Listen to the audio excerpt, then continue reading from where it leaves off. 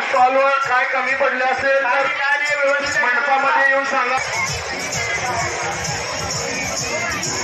गडबड करू नका, कार्यकर्त्यांनी आपापल्या जागी जावा. सगळं झालेलं आहे, कार्यकर्त्यांनी सगळं आपापल्या जागी जावा. पोलीस आलेले आहेत, सगळ्यांनी जावा आपापल्या जागी. त्रिपुरारी शिरसारी पापहारी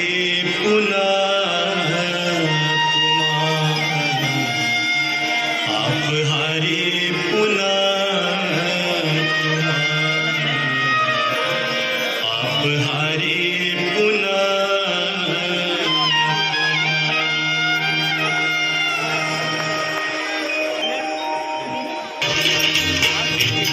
सरोज राशि शीश पर विभाग विष्णु पाप झालिका त्रिपथ गासी पुण्य राशि पाप झालिका जय जय भगीरथ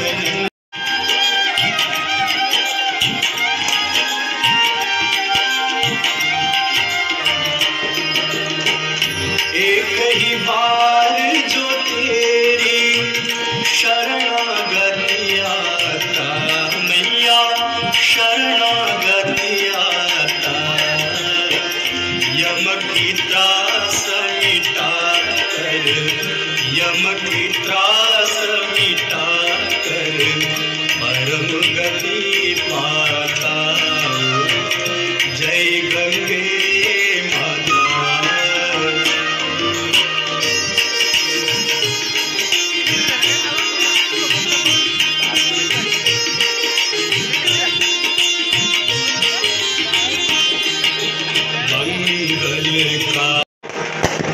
देवी सुरेश्वरी भगवती गंगे देवी सुरेश्वरी भगवती गंगे देवी सुरेश्वरी भगवती गंगे त्रिभुवन तारिणी तरल तरंगे त्रिभुवन तारिणी. नमस्कार, मी एक सांगलीकर. सांगलीमध्ये कधी नव्हे तो अभूतपूर्व असा कृष्णामाई महोत्सव भरला आणि खरोखरच सांगलीकरांना सांगलीची जत्रा म्हणजे काय असतं हे पहिल्यांदा कळालं. बालपणापासून या कृष्णामाईच्या अंगाखांद्यावर खेळलो, पण तिचा महोत्सव साजरा करण्याचं भाग्य असं कधी लाभलं नव्हतं. पण या निमित्तानं खरोखर प्रयागराजला जाऊन आल्याचं भाग्य लाभल्याचं समाधान इथं सांगलीमध्ये अनुभवायला मिळालं. कृष्णामाई महोत्सव समितीचा खरोखर सांगलीकर म्हणून खूप खूप आभारी आहे. यापुढे दरवर्षी अशाच पद्धतीनं आदरणीय महेंद्रभाऊ चंडाळे यांनी लीड घेऊन यावर्षी जसं केलं तसं प्रत्येक सांगलीकर पुढे येऊन आपण हा सांगलीचा कृष्णामाई महोत्सव दरवर्षी आनंदाने साजरा करूया. धन्यवाद.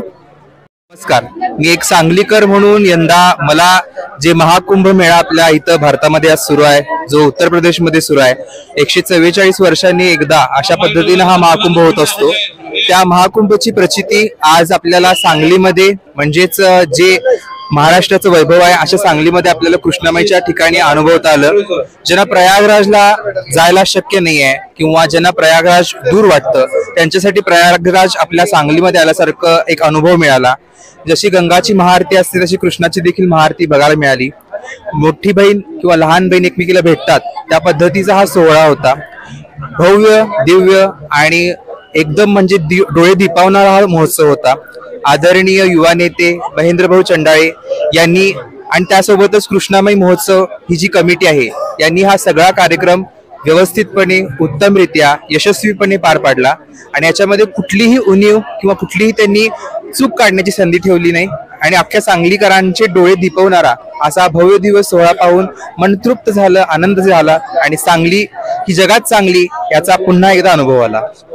की कृष्णामाई ही गंगामाईची मोठी बहीण आहे आणि गंगामाई ही कृष्णामाईला भेटायला येते आणि हा भेटीचा प्रसंग म्हणजेच आमच्या सांगलीकरांची यात्रा व जत्रा।